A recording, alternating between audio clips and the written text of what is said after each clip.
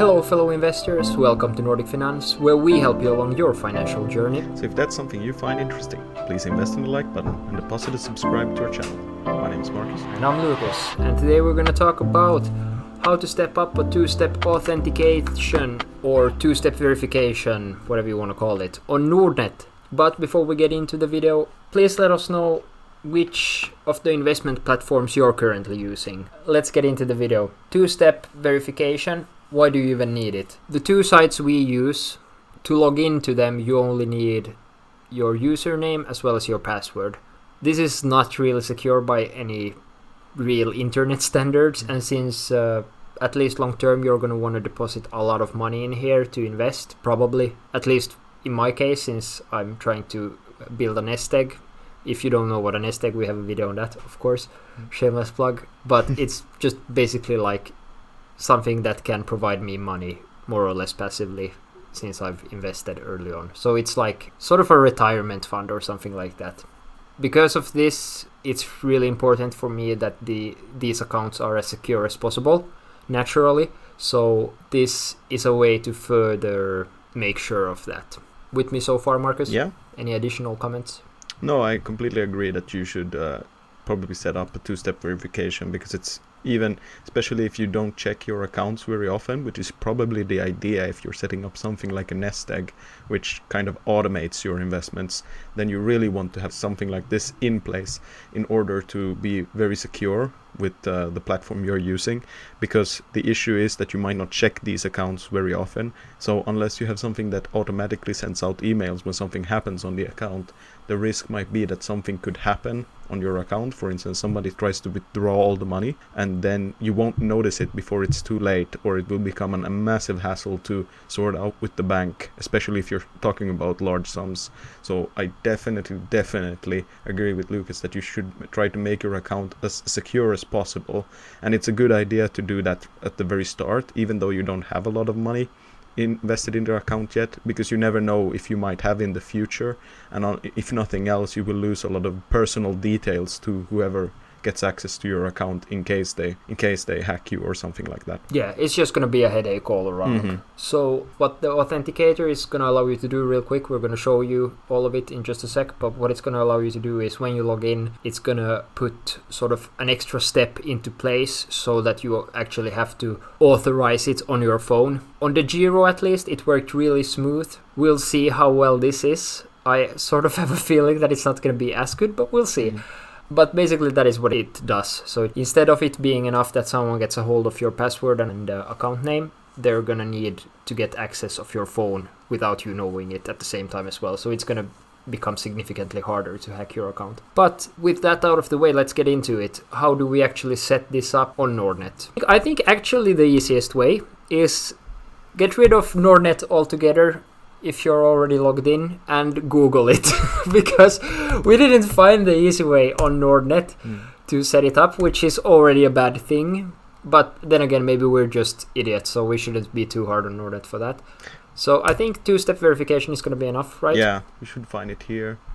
Yeah, you can probably find it here somewhere. I wouldn't go as far as call us idiots, but I think it wasn't very apparent where it was. You can probably find it there somewhere, but this is a way easier way to do it, because all you need to do is once you have access this link, we could probably even link it in the video for that matter. You only need to click the link there. And sadly, this is once again in Finnish, but if you're using one of the other Nordic versions of Nordnet, for instance Swedish, Danish, Norwegian, then it would probably look something similar to this, where you could set up a two-step verification. It would just be in a different language. Okay, but once you're here, once you've clicked that first search result here, it's asking tarjoako Nordnet two-step verification, blah blah blah. Then the answer is kyllä, which is yes, and click this link. Yes, exactly. Or actually it says read more about it here. Yeah, and here, okay, so mobiilivarmen, a bunch of info on it. Now, here comes the first negative part of this, which I already disliked a lot. If you have Telia, which I accidentally actually have, you're all good. It's not going to cost you anything. However, if you use another phone provider, such as DNA or Elisa, it's actually going to cost you, which sucks. Yeah. It sucks. You should not have to pay for making your money secure that you've already invested. Like, not having a free authenticator, that's especially since quite bad. there is the Google Authenticator, which is completely free to use and you can use for most services, but for whatever reason, which they also used on the Giro for that matter, but for whatever reason they're not using it here. They're just using these national and regional ones. And once again, this would be different, of course, if you're using the Swedish, Norwegian or Danish service, and I hope that it's free there. If you know about that, please let us know in the comments, because I'm really curious about that. Okay, but luckily for me, I'm using Telia, so I can still use it. So now... You just hit the blue button there, I guess? Yeah. There you have the 3 options, I guess. Yes, just some information text there, which you could read at your own leisure. Oh, I'm gonna click on Telia, since that's what I use. There. And then authenticator, which means take into usage.